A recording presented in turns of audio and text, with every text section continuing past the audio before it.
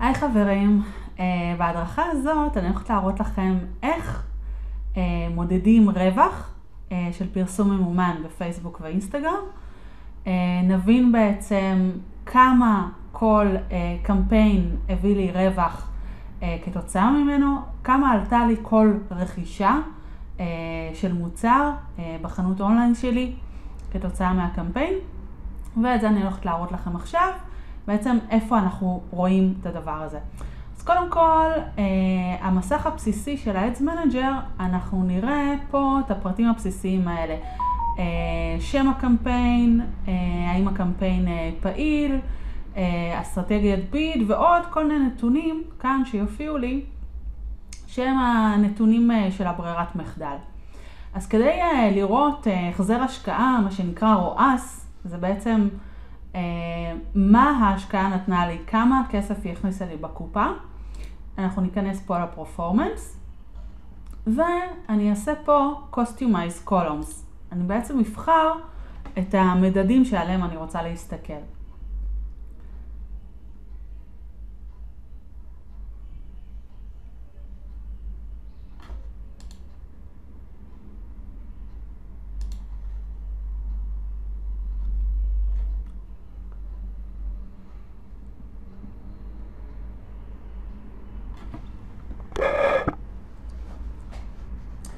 שימו לב, יש פה את כל המדדים שמסומנים, שכבר מופיעים לי, שיש עליהם וי.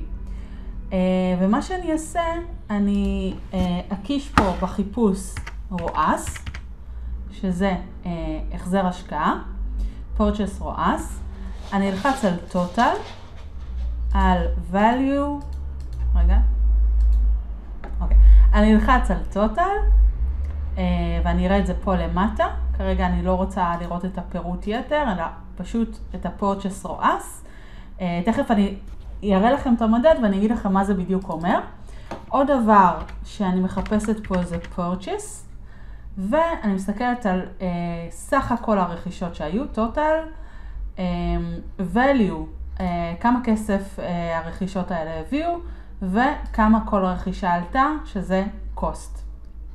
אני מסמן את הדברים האלה, והם מופיעים לי פה. פה זה מפרט לי ממש פר פלטפורמה, ואני פחות רוצה את זה כרגע. אני אוריד את כל הוויים האלה. ושימו לב, כדי להבין כמה כסף השקעתי, אני ממש מורידה פה למטה את המדד. אני יכולה שימו לב גם ממש להעביר ככה מדדים.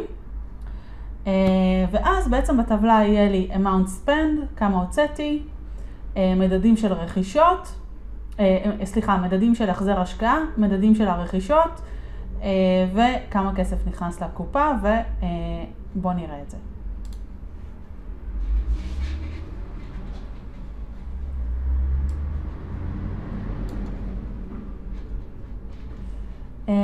אז שימו לב, זו הטבלה שמתקבלת. אני כמובן פה למטה אתם יכולים להזיז את הטבלה.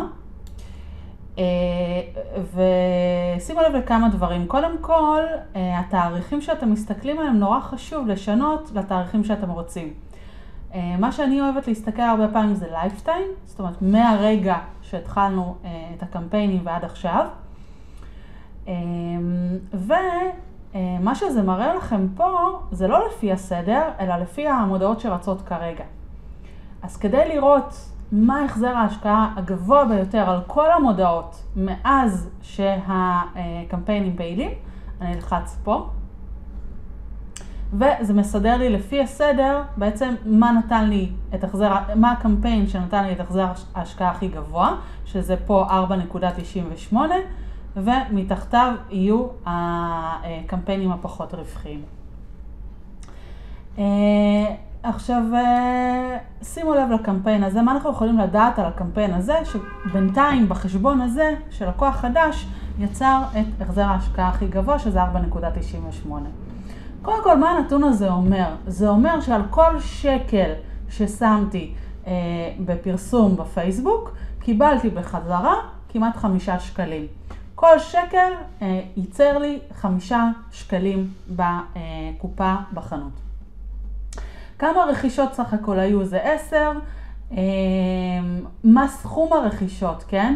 פה אנחנו רואים, הוצאנו על פרסום 656 שקלים, וקיבלנו בחנות 3,269 שקלים.